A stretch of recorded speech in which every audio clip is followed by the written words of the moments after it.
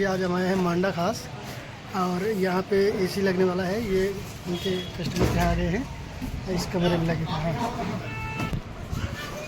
यहाँ लगने वाला है। तो इसमें 3 मीटर रहता है, बाकी एक्स्ट्रा जो रहता है वो अलग लगाना पड़ता है।